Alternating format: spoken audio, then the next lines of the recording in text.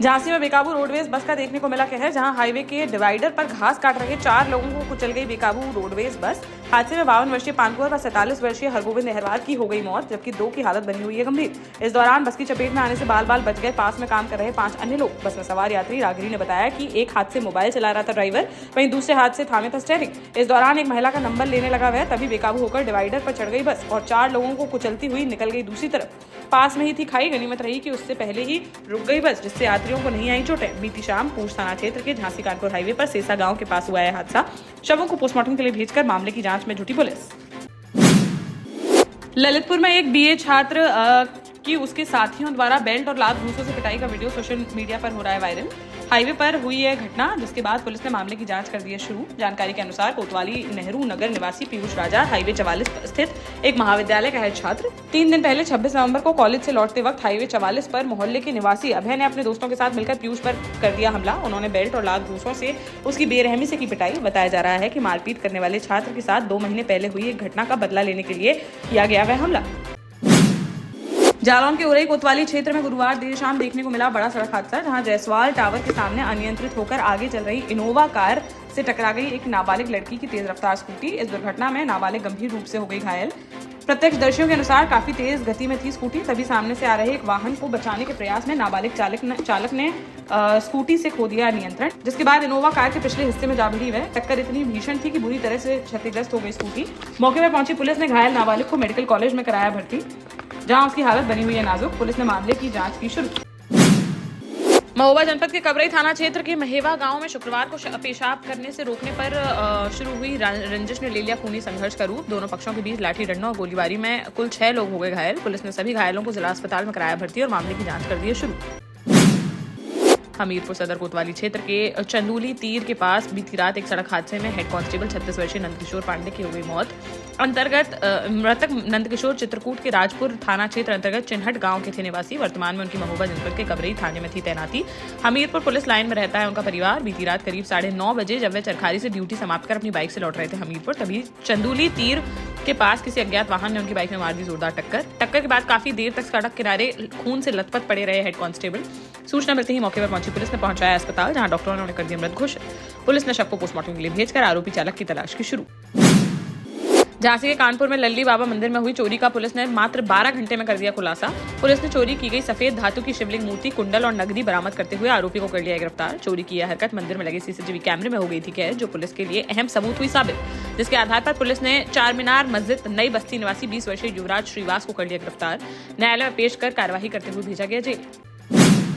ललितपुर में अनाज छनाई मिल में काम करने वाले एक मजदूर को शुक्रवार सुबह घायल अवस्था में लाया गया मेडिकल कॉलेज, जहां चिकित्सकों ने उसे कर दिया मृत घोषित। मिल मालिक द्वारा सीढ़ियों से गिरने के कारण बताई जा रही है मजदूर की मौत। मृतक की जखौरा अंतर्गत ग्राम बड़ौरा निवासी 30 वर्षीय सुशील यादव के रूप में हुई है पहचान, जो ललितपुर स्थित चंदेरा औद्योगिक क्षेत्र की अनाज छनाई मिल में कई वर्षों से कर रहा था काम।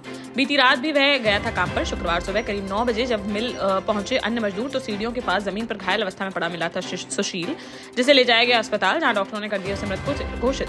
शव को पोस्टमार्टम के लिए भेजकर मामले की जांच में जुटी पुलिस। शिवपुरी में बागेश्वर धाम के पीठाधीश्वर पंडित धीरेन्द्र कृष्ण शास्त्री के दिव्य दरबार से गुरुवार को एक महिला अचानक हो गई लापता। कई घंटों तक खोजबीन के बाद भी उसका नहीं चल सका कोई पता, जिसके बाद परिजनों ने देहात थाने में दर्ज कराई रिपोर्ट। पुलिस ने गुमशुदगी का मामला दर्ज करते हुए तलाश कर दी शुरू।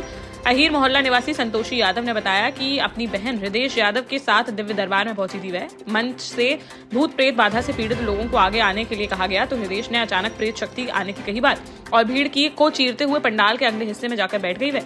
कथा समाप्त होने के बाद संतोषी ने पंडाल में कई जगह हृदय की तलाश, लेकिन कहीं नहीं मिली है। तब जाकर उन्होंने थाने पहुंचकर पुलिस से लगाई मदद की गुहार।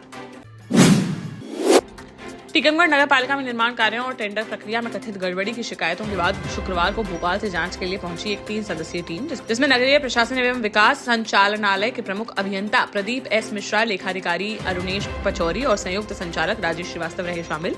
टीम ने सीएमओ के चेंबर में बैठकर संबंधित फाइलों की गहन जांच। इस दौरान लेखाधिकारी अरुणेश पचौरी ने बताया कि जांच प्रक्रिया अभी है जारी और इसके पूरा होने के बाद वरिष्ठ अधिकारियों को सौंपी जाएगी रिपोर्ट। देश का जाना माना सैनफिन ग्रुप आपके लिए फिर लाया है झांसी में वास्तु के हिसाब से फ्लोर प्लान सहित एक शानदार टाउनशिप, जिसमें सुरक्षा की दृष्टि से सीसीटीवी, एक ही ग्रैंड गेट से एंट्री और एग्जिट, चौड़ी सड़कें, parking, car wash area, senior citizen and international fountain parks, swimming pool, gym, badminton, tennis आदि courts, school, hospital, shopping mart आदि कई सुविधाएं। इसीलिए तो है हम झांसी में लोगों की पहली पसंद। 12 साल पहले अपने स्टार्टअप के साथ ही योग्य नेतृत्व, अनुभवी टीम और सक्षम सेंट्रलाइज और उत्तरदायी प्रबंधन के बल पर सबको घर गुणवत्ता के साथ समय पर घर की योजना के तहत सैनफिन समूह ने बहुत ही कम समय में 1500 से ज्यादा यूनिट्स को दिया है कब्जा। समय पर डिलीवरी से हमारे ग्राहकों में बढ़ा है विश्वास और मिली है संतुष्टि। सैनफिन समूह ने बहुत कम समय में Sanfin Ashok city, green homes residency, green homes city, Sanfin Ashok valley, Delhi public school, Sanfin शाखा, केन सैनफिन अस्पताल सहित कई अन्य परियोजनाओं के साथ नई झांसी के निर्माण में स्थापित किया है एक बड़ा मुकाम। तो आप भी आज ही आइए अपने परिवार के साथ और कीजिए अपने सपने साकार। के कोतवाली थाना क्षेत्र अंतर्गत लाजपतपुर में हिस्ट्री शीटर की डंडों से पीट कर दी गई हत्या। शुक्रवार को वारदात का वीडियो आया है सामने, जिसमें आरोपी डंडों से बदमाश को बेरहमी से पीटते हुए आ रहे हैं नजर। 25 नवंबर की रात की है वारदात। वीडियो सामने आते ही पुलिस ने केस दर्ज कर मामले की जांच कर दी है शुरू। पुलिस के अनुसार 25 नवंबर की रात बाहुबली कॉलोनी निवासी 40 वर्षीय सुशील दुबे लाजपतपुर क्षेत्र में जा रहा था गली से, जहां किसी बात को लेकर हुआ विवाद, जिसमें कुछ लोगों ने उसके साथ डंडों से कर दी जमकर मारपीट, जिसे गंभीर हालत में अस्पताल में कराया गया था भर्ती। यहां 27 नवंबर को उसकी इलाज के दौरान हो गई मौत।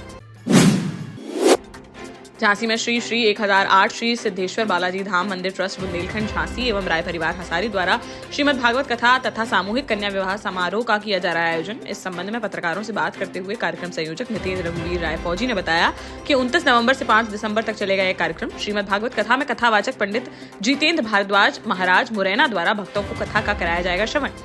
6 दिसंबर को सर्व जातीय कन्याओं का चौथा सामूहिक विवाह सम्मेलन होगा संपन्न, जिसमें 555 कन्याओं का धूमधाम से कराया जाएगा विवाह। 29 नवंबर को सुबह 11:30 बजे शंकर जी के मंदिर राय कंपाउंड हसारी से निकाली जाएगी भव्य कलश यात्रा। यह संपूर्ण कार्यक्रम हसारी में एम्ब्रोशिया सिटी के सामने होगा संपन्न। जालौन के कौंच तहसील परिसर में शुक्रवार दोपहर करीब 12:30 बजे सभी लेखपालों ने किया धरना प्रदर्शन। उन्होंने एसडीएम कौंच ज्योति सिंह को सौंपा 6 सूत्रीय मुख्यमंत्री योगी आदित्यनाथ संबोधित ज्ञापन।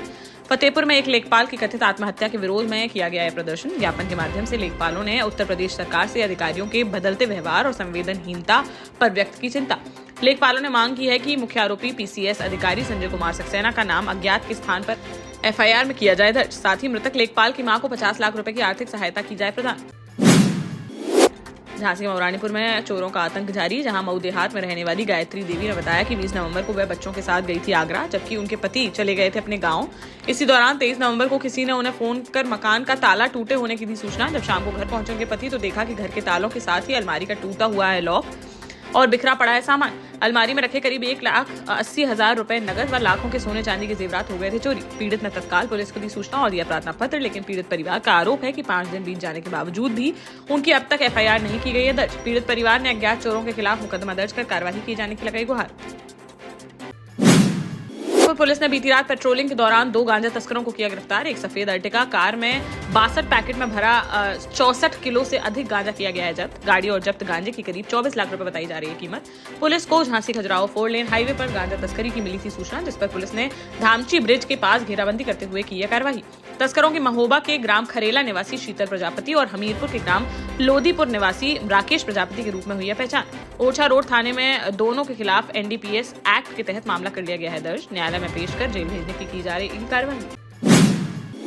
झांसी के जीआईसी मैदान में Shrimati Vidyavati group of institution द्वारा प्रस्तुत all star corporate cricket tournament के लीग मुकाबले में शुक्रवार को मैवरिक्स ने एनर्जी ईगल्स को 71 रनों से मात देकर दर्ज की शानदार जीत। पहले बल्लेबाजी करते हुए मैवरिक्स ने बनाए 135 रन। एनर्जी ईगल्स की ओर से अनिल यादव और शिवम सिंह ने लिए 3-3 विकेट। लक्ष्य का पीछा करने उतरी एनर्जी ईगल्स की टीम मैवरिक्स की धारदार गेंदबाजी के सामने सिर्फ 64 रनों पर ही हो गई ऑल आउट। मैवरिक्स की ओर से अर्पित गुप्ता ने शानदार प्रदर्शन करते हुए झटके 4 विकेट, जबकि हर्ष यादव व शिवम सिंह ने लिए 2-2 विकेट। में लोकायुक्त टीम को धक्का देकर भाग गया रिश्वतखोर कांस्टेबल, जहां कांस्टेबल पंकज यादव पर रिश्वत लेने का था आरोप। लोकायुक्त टीम ने उसे रंगे हाथों पकड़ने की कोशिश, लेकिन टीम को धक्का देकर भाग निकला वह। अपनी जैकेट और कार मौके पर ही छोड़ गया कांस्टेबल, लेकिन रिश्वत के तौर पर लिए गए 12,000 रुपए अपने साथ ले गया वह। लोकायुक्त टीम ने आरक्षक की कार को जब्त कर पहुंचाया देहात थाने। बीती देर रात कलेक्ट्रेट के पास हुई घटना, जहां सागर लोकायुक्त टीम के 6 सदस्यों ने आरक्षक पंकज यादव को रिश्वत लेते रंगे हाथों पकड़ने के लिए बिछाया था जाल।